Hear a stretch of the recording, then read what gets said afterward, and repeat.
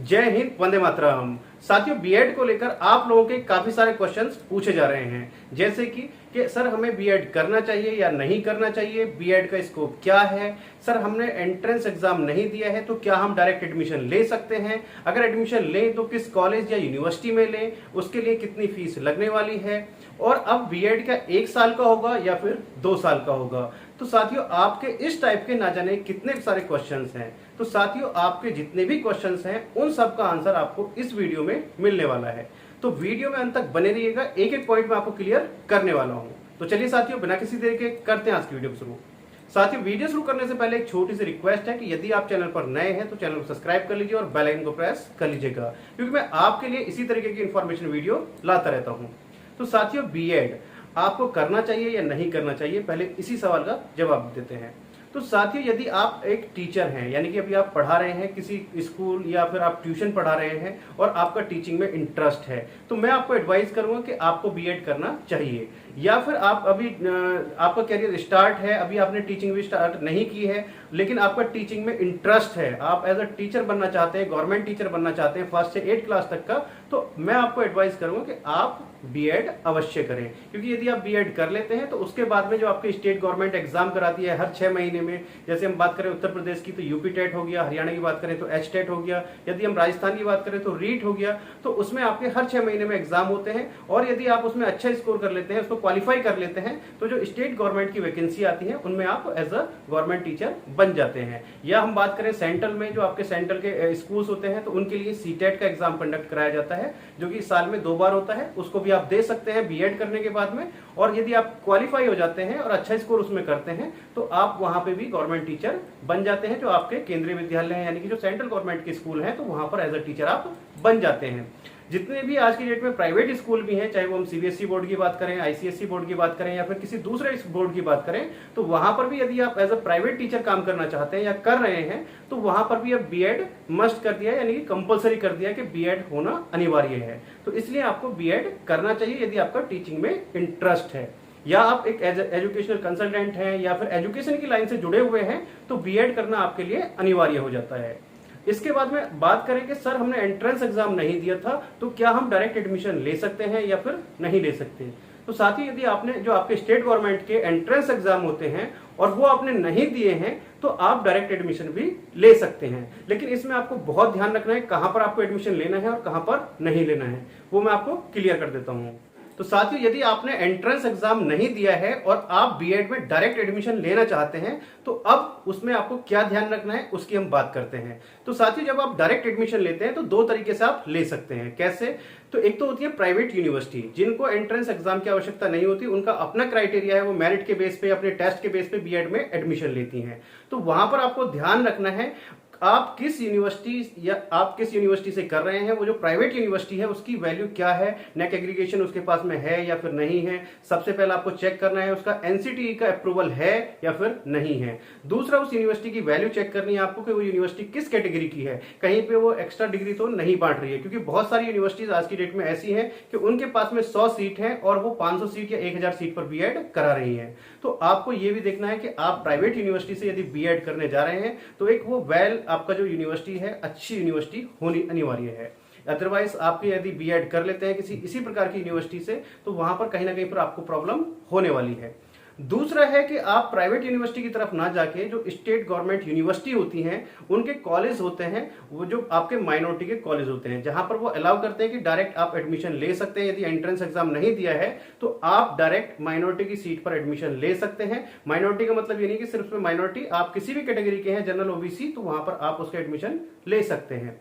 तो उसके लिए कॉलेज होते हैं, बहुत लिमिटेड होते हैं और लिमिटेड सीट होती हैं, तो वहां पर आप एडमिशन ले सकते हैं। वहां पर आपको कोई प्रॉब्लम नहीं है, वहां पर आपको ज्यादा परेशान होने की आवश्यकता नहीं पड़ेगी। सिर्फ आपको कॉलेज देखना है कि उस कॉलेज के पास में एनसीटी का अप्रूवल है या फिर नहीं है।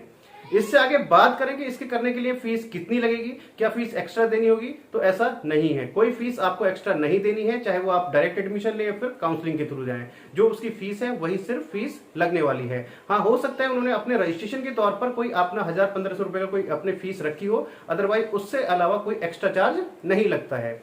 अब इससे आगे बात करें कि सर हम गवर्नमेंट जॉब में हैं तो क्या हम डिस्टेंस से बीएड कर सकते हैं या फिर नहीं कर सकते हैं, प्राइवेट यूनिवर्सिटी से कर सकते हैं या नहीं कर सकते हैं। तो साथियों याद रखिएगा, यदि आप गवर्नमेंट जॉब में हैं या फिर वर्किंग में हैं और आप अपना रेगुलर भी दिखाना चाहते हैं यानी कि जॉब भी दिखाना चाहते हैं और आप बीएड भी करना चाहते हैं, तो साथियों बीएड एक रेगुलर कोर्स है जिसको आप रेगुलर कर सकते हैं लेकिन जॉब के साथ नहीं कर सकते। आपके पास एक ही ऑप्शन बचता है, वो बचता है डिस्टेंस का, जो कि बहुत ही कम यूनिवर्सिटी कराती है डिस्टेंस में। जैसे कि हम बात करें, आपका इग्नू है, इग्नू आपका डिस्टेंस में बीएड आपको कराता है, आप डिस्टेंस में बीएड कर सकते हैं। यदि आप गवर्नमेंट जॉब में भी हैं तो भी आप इग्नू से बीएड कर सकते हैं। उसके कुछ क्राइटेरिया हैं, क्राइटेरिया जो अगर आप डिटेल में जानना चाहते हैं कि सर इग्नू के बीएड करने के लिए क्राइटेरिया क्या है एलिजिबिलिटी, तो वो मैंने एक डिटेल वीडियो बनाई हुई है, उसको आप पूरा देख सकते हैं। पूरी डिटेल में एक एक पॉइंट क्लियर किया हुआ है। तो इग्नू से कर सकते हैं, जम्बो यूनिवर्सिटी है, तो 4-5 यूनिवर्सिटीज हैं जहां से आप डिस्टेंस से बीएड कर सकते हैं और फीस भी ज्यादा नहीं लगती, लगभग 50 से 60 हजार रुपए इसकी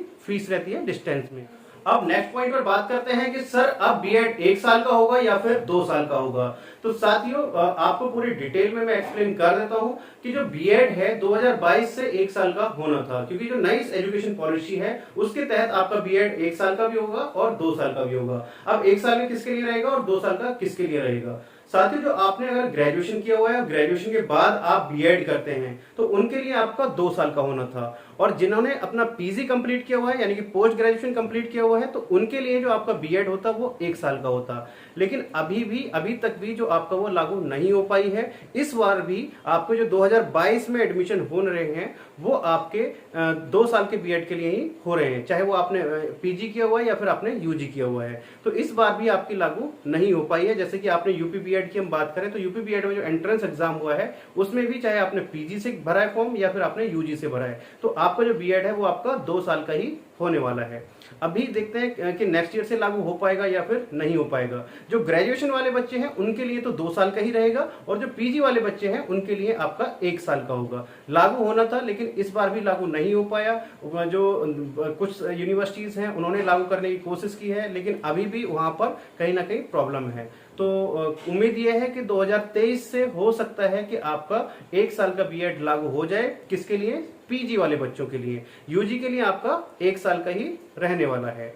तो साथियों ऑलमोस्ट मैंने सब सारी चीजें आपको क्लियर कर दी हैं। यदि अभी भी आपको कोई डाउट या क्वेश्चन रह गया है तो उसके लिए मैंने एक लिंक दिया हुआ है डिस्क्रिप्शन बॉक्स में सक्षम स्कॉलरशिप के नाम से, वहां पर जाकर आप अपना रजिस्ट्रेशन कर सकते हैं। उस पर जो हमारे काउंसलर हैं आपको पूरी डिटेल में एक्सप्लेन करेंगे, बिल्कुल फ्री ऑफ कॉस्ट है, किसी भी प्रकार का आपसे कोई चार्ज नहीं लिया जाएगा। आप वहां पर जाकर अपना अप्लाई कर सकते हैं। कहां से आपको करना है, डिस्टेंस में कितनी फीस लगेगी, करना चाहिए या नहीं करना चाहिए, और आपके स्टेट में कौन सा डिस्टेंस का जो यूनिवर्सिटी है, या फिर आपको जो माइनॉरिटी के कॉलेज हैं कहां पर आपका माइनॉरिटी का कॉलेज है आपके नजदीक में, तो आपके इस टाइप के जितने भी क्वेश्चंस हैं उन सब का आंसर हमारे काउंसलर आपको जरूर देंगे। तो आप वहां पर जाकर अपना रजिस्ट्रेशन कर सकते हैं। तो चलिए साथियों मिलते हैं आपसे नेक्स्ट वीडियो में, और आपको वीडियो कैसी लगी वो भी मुझे कमेंट करके जरूर बताइएगा। तो चलिए साथियों मिलते हैं आपसे नेक्स्ट वीडियो में, तब तक के लिए जय हिंद जय भारत। तो साथियों ऑलमोस्ट मैंने सब सारी चीजें आपको क्लियर कर दी हैं। यदि अभी भी आपको कोई डाउट या क्वेश्चन रह गया है तो उसके लिए मैंने एक लिंक दिया हुआ है डिस्क्रिप्शन बॉक्स में सक्षम स्कॉलरशिप के नाम से, वहां पर जाकर आप अपना रजिस्ट्रेशन कर सकते हैं। उस पर जो हमारे काउंसलर हैं आपको पूरी डिटेल में एक्सप्लेन करेंगे, बिल्कुल फ्री ऑफ कॉस्ट है, किसी भी प्रकार का आपसे कोई चार्ज नहीं लिया जाएगा। आप वहां पर जाकर अपना अप्लाई कर सकते हैं। कहां से आपको करना है, डिस्टेंस में कितनी फीस लगेगी, करना चाहिए या नहीं करना चाहिए, और आपके स्टेट में कौन सा डिस्टेंस का जो यूनिवर्सिटी है, या फिर आपको जो माइनॉरिटी के कॉलेज हैं कहां पर आपका माइनॉरिटी का कॉलेज है आपके नजदीक में, तो आपके इस टाइप के जितने भी क्वेश्चंस हैं उन सब का आंसर हमारे काउंसलर आपको जरूर देंगे। तो आप वहां पर जाकर अपना रजिस्ट्रेशन कर सकते हैं। तो चलिए साथियों मिलते हैं आपसे नेक्स्ट वीडियो में, और आपको वीडियो कैसी लगी वो भी मुझे कमेंट करके जरूर बताइएगा। तो चलिए साथियों मिलते हैं आपसे नेक्स्ट वीडियो में, तब तक के लिए जय हिंद जय भारत।